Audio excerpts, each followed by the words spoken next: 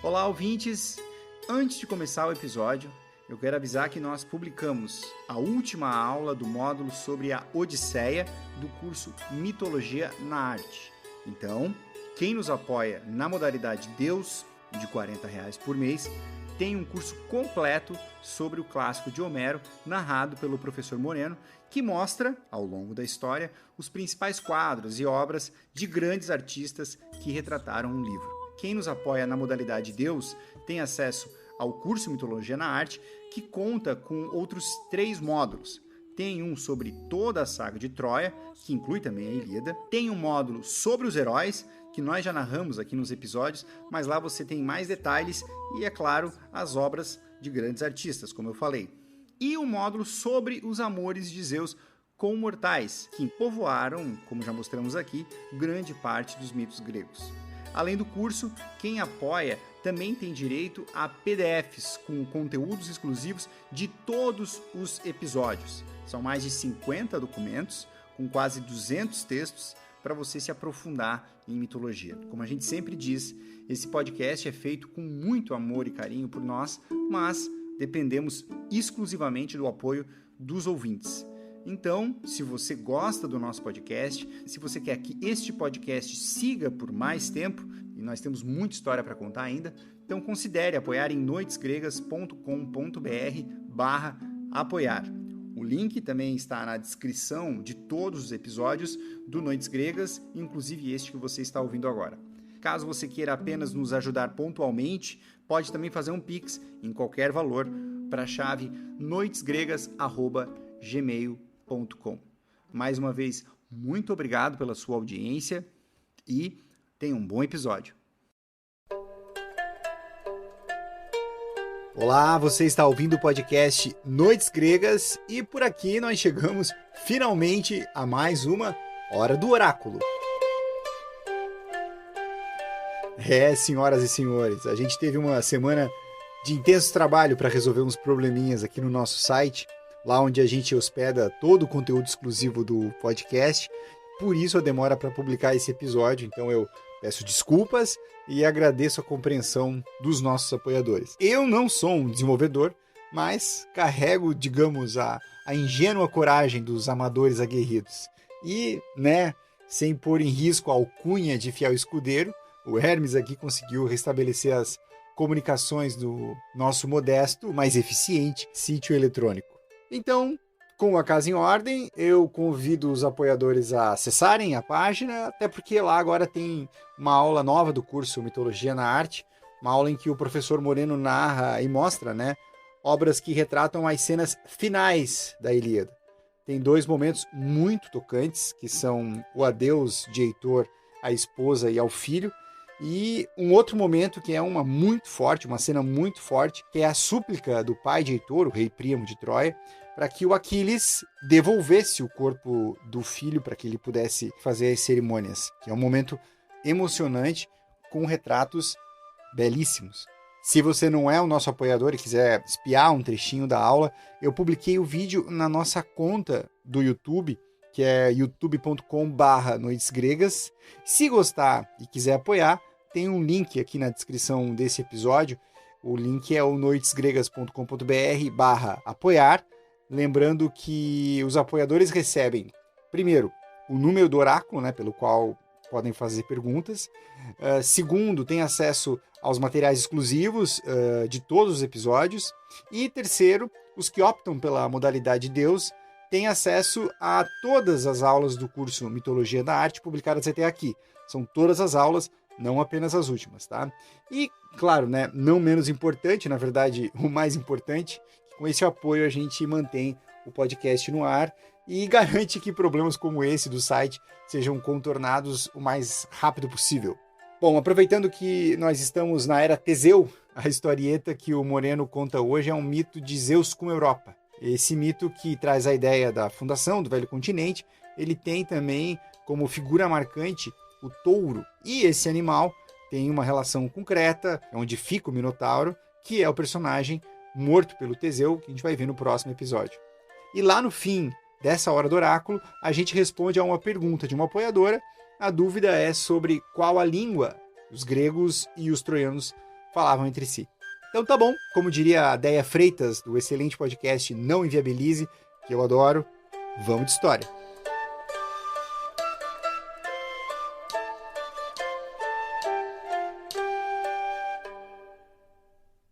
O que nós vamos ver hoje vai explicar muita coisa para o assunto do Teseu e do Minotauro que nós estamos vendo nos episódios. É a ligação de Creta com a figura do touro. A figura do touro sempre foi muito cultuada na antiguidade. Várias civilizações viam no touro um animal simbólico da força, da coragem, e cultuavam touros, inclusive, específicos. O Egito tinha o famoso touro de Apis. Creta tinha touros por toda parte. Quem vai a Creta vai encontrar lá figuras, moedas, broches com a figura do touro.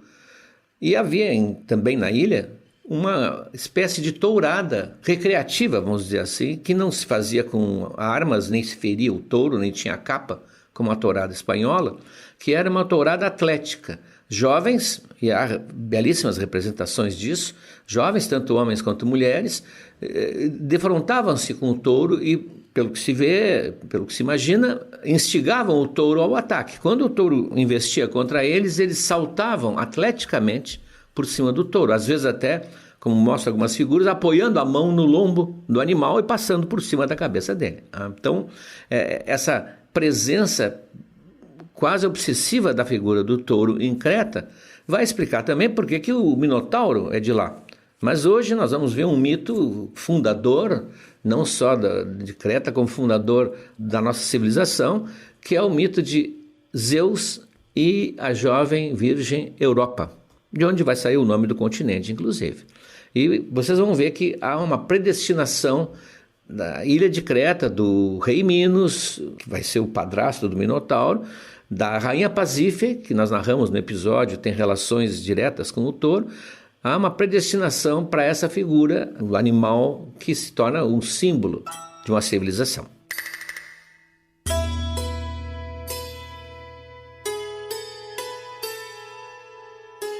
Essa história, que é uma história importante para a nossa civilização, tanto que, afora o nome do continente, a figura dessa jovem virgem aparece na moeda de 2 euros da Grécia, é uma figura simbólica. Essa história é mais um dos amores de Zeus. Evidentemente, Zeus, naquela fase em que ele está povoando o mundo de heróis e de personagens, como ele mesmo disse, Europa vai entrar nesse rol, vai entrar na mesma lista daquelas Alquimena, que vai ser a mãe de Hércules, da Danae, que vai ser a mãe do Perseu. Toda aquela lista que está bem explicada com imagens da arte no nosso curso de Mitologia na Arte. Nós temos lá um módulo bem extenso, aliás, dedicado aos amores de Zeus, que vão produzir efeitos importantes para a mitologia. Bom, essa história foi contada por vários autores. Móscos, Nono, são autores menores, Ovídio, que é um grande autor, e todos eles narram pedaços da história. É curioso. Uns narram o início, outros narram o meio, outros narram o fim. Então nós vamos reconstituir a história integralmente. Tem até um autor que todos vocês conhecem, quem acessa o nosso material exclusivo, o Luciano, irônico, que vai comentar também o incidente. O incidente é conhecido como Rapto de Europa. Europa é uma princesa fenícia. Os fenícios vão entrar em cena aqui, importantes, aliás. A princesa fenícia, uns dizem que é filha de Agenor, outros dizem que é filha de Fênix, que é o rei que deu nome ao povo fenício. E ela, no sono, é visitada por um sonho que a deixa muito perturbada. Até porque os sonhos eram vistos não como hoje, vestígios do passado ou mensagens do nosso inconsciente, eram vistos antes como anúncios do futuro. O sonho geralmente era uma previsão do que ia acontecer. Hoje, depois de Freud, realmente não se pode mais pensar assim. E ela é visitada por 2 mulheres, as duas muito aparência agradável, belíssimas, e uma chama-se Ásia, e a outra é uma estrangeira e representa a terra que fica logo ali. A terra que fica logo ali seria a terra que é limítrofe com a Ásia, que é a Europa. E as duas estão disputando a maternidade de Europa, da jovem.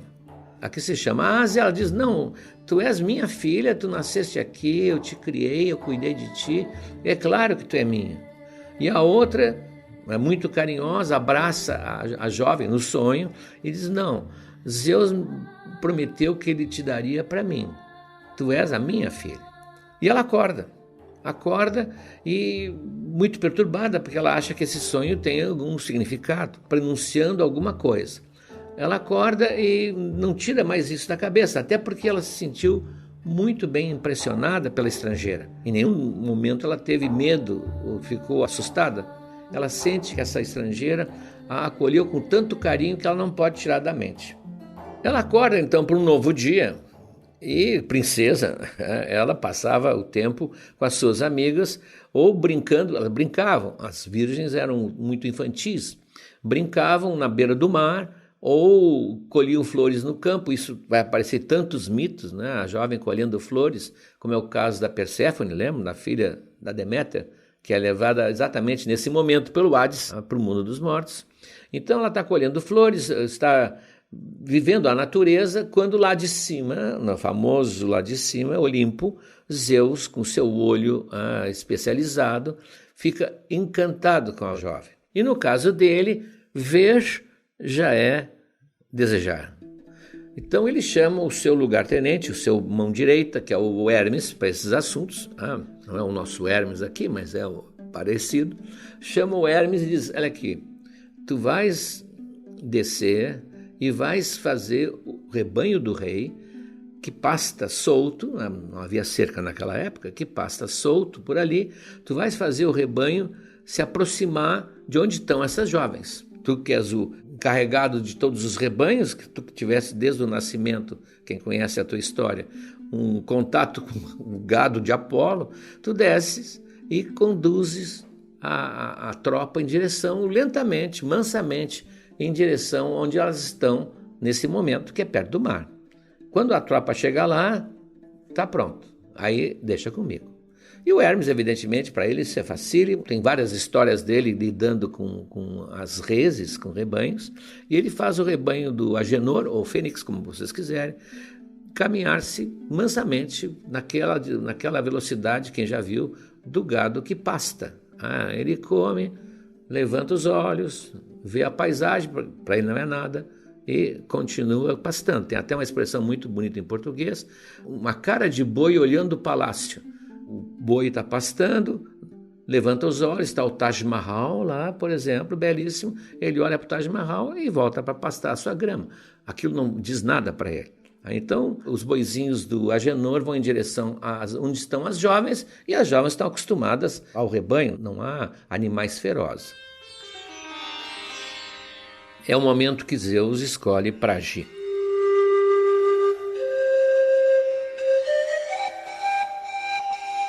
Ele é o mestre das transformações, das conquistas amorosas dele, ele sempre está transformado. Quem lembra da história de Semele, a mãe de Dionysos, ela foi a única que viu Zeus sem estar transformado e incendiou, pegou fogo, porque ninguém pode se aproximar de Zeus, ou nenhum mortal pode se aproximar de Zeus na sua imagem divina. Então ele já usou todos os subterfúgios, e nesse caso, daí a ideia do rebanho, ele se transforma num touro. Não um touro desses, como diz o Ovídio, desses touros que puxam arado ou que puxam carros de carga, de lenha. Não um desses touros cansados ou um touro suado, não. É um touro nos trinques, como dizia minha avó. Belíssimo. Ele é de uma alvura como a neve que não foi ainda pisada. Ele tem, em vez de chifres ameaçadores, tem pequenos cornos, pequenos, polidos, quase da cor da pérola. Ele desprende um aroma maravilhoso em volta dele, quase como se fosse um almíscar, como tem os bois almiscarados, com o qual se faz perfume. Ele é uma joia da natureza. E esse, que é o Zeus, evidentemente, malandramente, vai num passito leve, se misturando com o rebanho. Então não chama atenção de longe, porque é mais um animal no rebanho. Só que ele vem se aproximando, quase como se fosse um animal de estimação. e chega perto onde estão as moças e chama, evidentemente, a atenção de Europa, quem ele quer chamar a atenção. E ele se aproxima e ela chega a dizer, ele parece até humano, só faltava falar. Claro, ela está percebendo que no olhar daquele touro existe uma presença humana, que no caso é o Zeus. Ela não percebe ainda o desejo dele no olhar.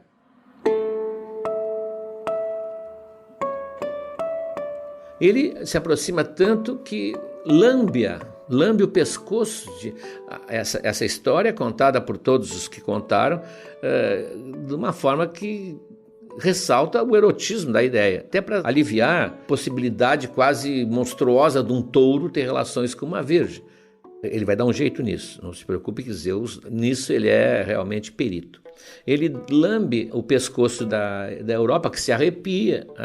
Ela brinca com ele, ela colhe flores e oferece para ele comer, e ele come delicadamente, né?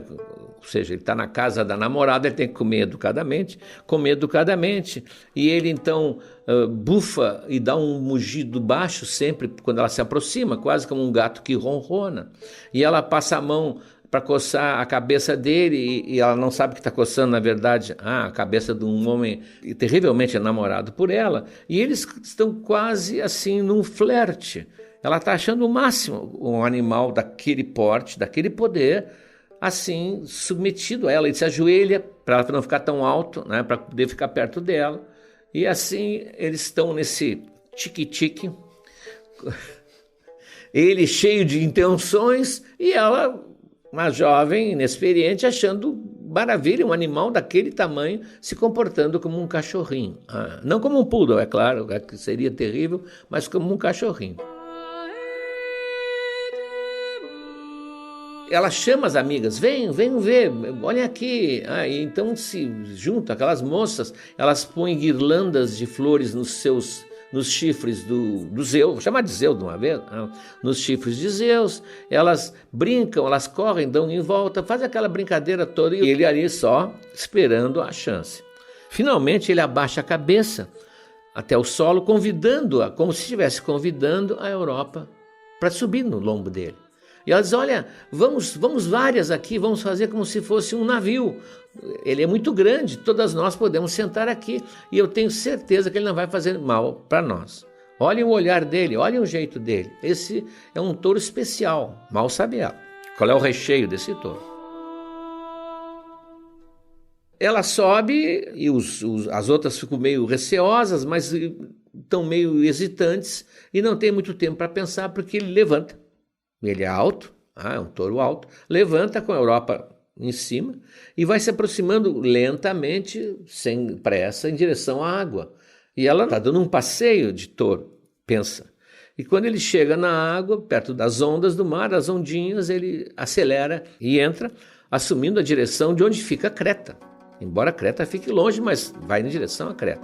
A Europa se assusta, porque não sabe como dominá-lo, não tem como pará-lo, se volta para trás e aqui se fixa, e vários desses autores falam nisso, se fixa uma imagem literária que vai ser usada por todos os que representam a cena, que não são poucos. Quem nós vimos lá na Mitologia na Arte, tem várias representações e todas muito semelhantes. A explicação é muito simples, não é que uns viram a obra dos outros, é porque tanto Ovídio, quanto o Moscos, quanto o Nono dizem que ela se agarra num dos chifres para não cair, não tem sela, né? E com a outra mão ela cuida o vestido, porque o vestido começa a esvoaçar. Então essa imagem dela olhando para trás, para as amigas que vão desaparecendo aos poucos, porque ela vai se afastando, as amigas não sabem o que fazer, e nem ela também não sabe o que fazer, embora não se sinta totalmente aterrorizada, ela só está perplexa. Onde é que vai esse animal? Ele caminha sobre as águas. E ela então, essa figura dela agarrada num dos chifres e olhando para trás com os cabelos esvoaçantes, isso é a própria imagem que está na moeda de 2 euros. Foi muito representada nas cerâmicas e pelos pintores. Claro que hoje há versões modernas, que já tem outras interpretações, mas essa imagem foi fixada literariamente. É impressionante como a literatura pautou os ceramistas e os pintores da época. Quem descreve bem o que acontece agora é o Luciano. O Luciano, ele faz um daqueles diálogos dele, nesse é da série, tem os diálogos dos mortos, tem os diálogos dos deuses, e essa série é o Diálogos Marinhos. E ele faz um diálogo entre dois ventos, o Zéfiro e o Bóreas, se não me engano, ou o Noto. Os ventos na Grécia tinham um nome, e são deuses. Então, um dos ventos, é o Zéfiro, está dizendo: pá, tu nem sabe o cortejo que eu vi passar ontem. O Luciano não respeita nada, né? O Luciano era um sujeito cético, irônico, e que o que ele escreve sobre mitologia é sempre muito divertido. E o outro pergunta: o que foi? Eu estava ocupado, não pude assistir. O que foi? Pois passou um touro com uma jovem em cima, aí ele escreve também, agarrada num dos chifres, com cabelos voaçantes, e em volta o mar começou a se acalmar. E eu vejo passar o Poseidon no carro dele, com a esposa dele, a Anfritite, abrindo caminho, claro que abrindo caminho para o irmão, que é para Zeus, e as nereidas nuas aparecem nadando em volta, e os tritões tocam os seus búzios, aquela concha que eles sopram, e o touro respondia alegremente, e os peixes pulam, e os golfinhos cantam, e as andorinhas passam. Era assim um cortejo estrondoso. E a moça, ela cuidava de vez em quando para não afundar, molhar a barra do vestido, porque ela estava cuidando disso, e o touro às vezes fingia que ia mergulhar, baixava a cabeça e ela se agarrava mais no pescoço dele, parece que ele estava fazendo aquilo de propósito, e eles vão em direção à Creta. Aí o outro diz: puxa, eu não estava aqui quando isso aconteceu. Quer dizer, a partir daí nós temos a descrição do desfile. Sem parar, ele vai no seu ritmo, avançando ou até desaparecer qualquer sinal de terra, e ela então não sabe quem é, o que está acontecendo, e só trata de ficar ali se segurando, curiosa e assustada, ao mesmo tempo, evidente, saber onde ia terminar essa viagem louca. Ela não tem a menor ideia para onde está indo, até porque, certamente, ela não conhecia o mapa do Mediterrâneo, mas se aproxima de uma terra, que é Creta, que é o lugar onde Zeus foi criado, segundo uma das versões, ali que ele foi criado antes de assumir o poder do Olimpo. Em Creta se visita uma caverna, a caverna do Monte Dictys, onde Zeus teria nascido. Claro que é evidente, o mito colocou ali, e é possível, a caverna é espantosa, imensa, não tem fundo, é uma descida assim de horas para descer até o fundo da caverna. Então, na verdade, Zeus estaria levando-a para o seu local de criação, o local onde ele foi, inclusive, adolescente. Quando ele chega em terra firme, ele muda a aparência, deixa de ser touro e aparece como um jovem, um belo jovem. Não como Zeus, vejam de novo, não como Zeus, com todo o aparato, com os raios, com a armadura brilhante. Ele se transforma num jovem e diz: eu te trouxe aqui, tu vais ser a minha mulher. E aí a Europa se dá conta do que vai acontecer, fica ruborizada, e lembra do sonho dela. Aquele sonho, a estrangeira tinha dito: Zeus prometeu que ia te dar de presente para mim. Então alguma coisa estava relacionada aqui. O texto é do Nono. Nono é um autor meio fora da casinha, que escreveu a Dionisíaca, que é um livro imenso, cheio de coisas misturadas. Ele já é um pouco tardio, ele é depois de Cristo até. Mas ele tem uma imaginação feérica, mistura muita coisa, tanto que ele não pode ser muito levado a sério quando ele inventa algumas coisas. Mas ele é um sujeito que escreve muito bem, então ele descreve o que acontece quando chegam lá. Eu vou ler aqui um pequeno parágrafo.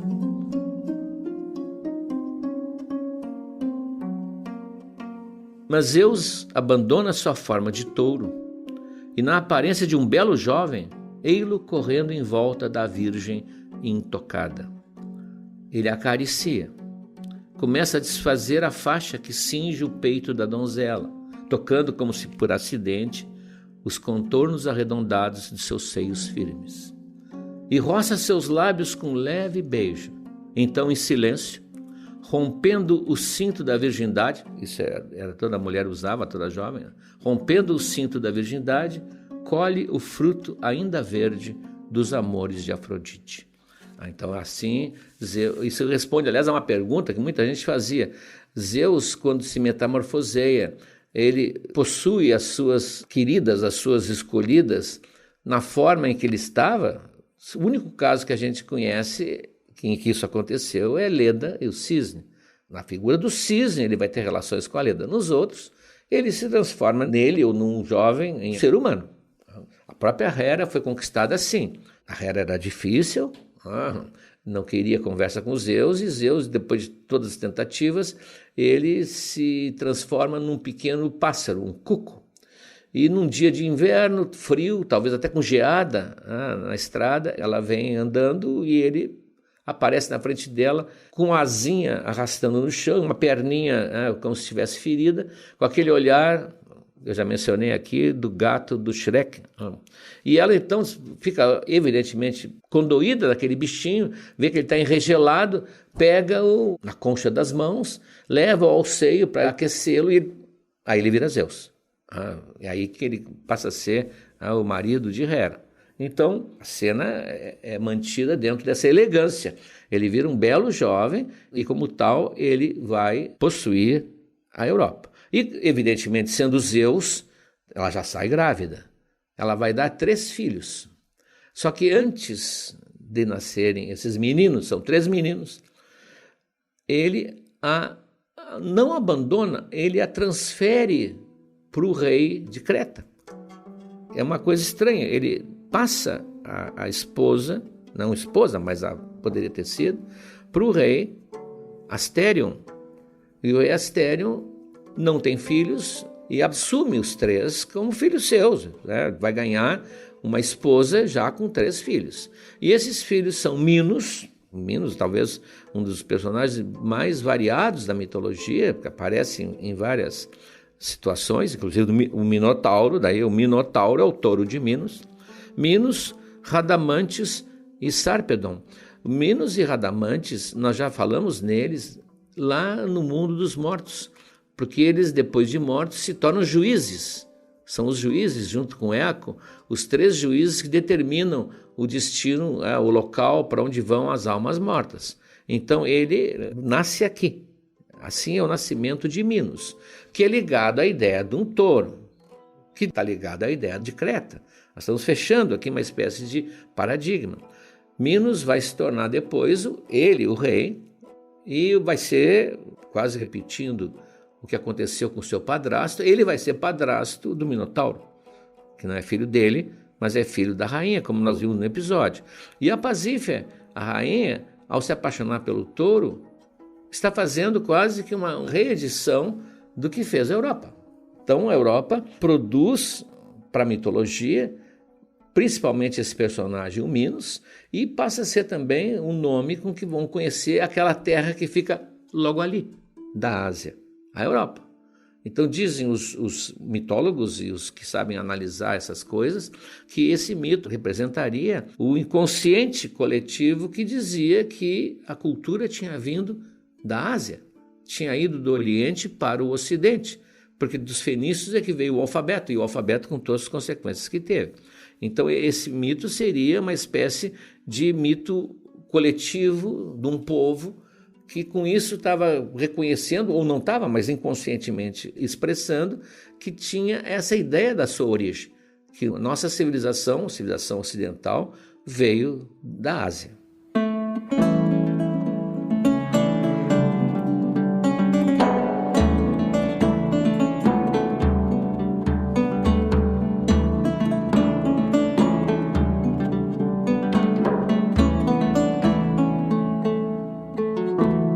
A pergunta que o Moreno responde hoje é da Clara, do Rio de Janeiro.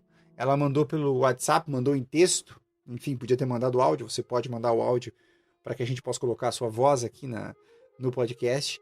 Mas enfim, ela escreveu o seguinte, a dúvida dela. Eu e o meu marido, Lucas, estamos agora acompanhando a saga de Troia, olha só, do curso Mitologia na Arte, e ele veio com uma dúvida que achamos que valia a pergunta. Em qual língua se comunicavam os gregos e os troianos entre si? Há vários episódios sobre conversas e negociações entre os 2 povos, então deveria haver uma língua em comum. Qual era, professor? Fala-se disso em algum lugar? Será que os troianos falavam grego? Prezada Clara, A tua pergunta é uma pergunta que atrapalha muito escritores quando fazem ficção histórica ou ficção de viagens. O personagem dele, ao entrar num país estranho, deveria falar a língua desse país ou um país deveria falar a língua que ele fala. Isso solucionaria muito problema. Então, muitos escritores, como não tem como equacionar isso no seu roteiro, simplesmente ignoram e falam a mesma língua que os outros falam. A Emília, no Monteiro Lobato, solucionou isso muito bem. Quando eles vão à Grécia, não sei se o Pedrinho diz, nós não falamos grego.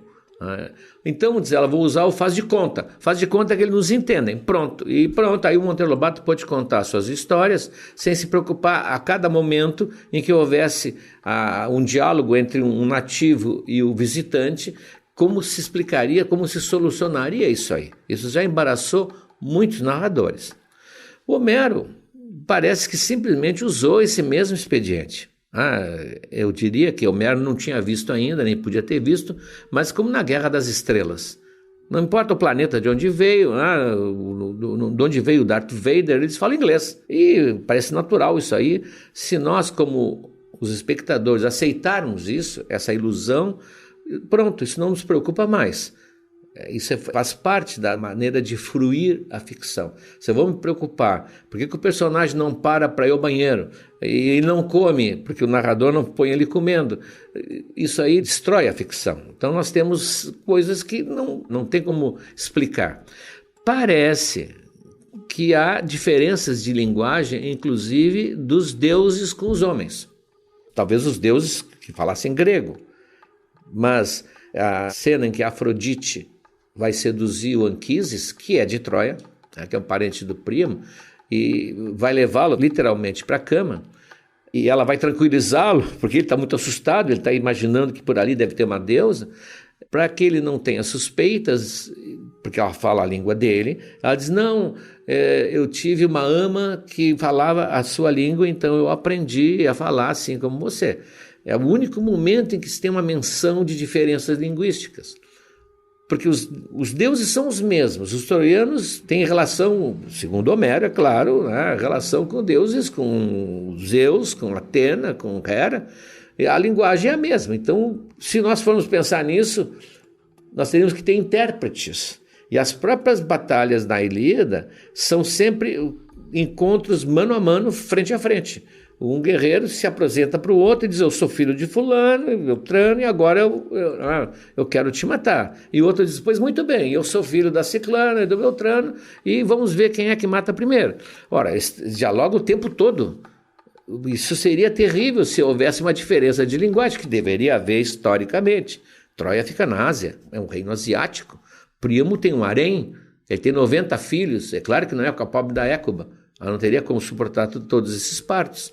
Mas tudo isso se esvai na fumaça do mito, da história, da lenda, e a gente relaxa e aproveita. Então, a dúvida de vocês é absolutamente legítima, mas a solução que os escritores fizeram foi de simplesmente ignorar esse detalhe.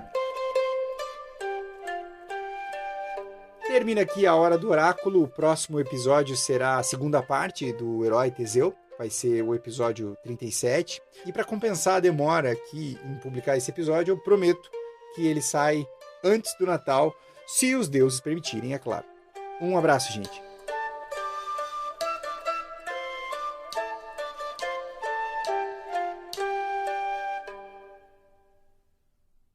Olá, amigos.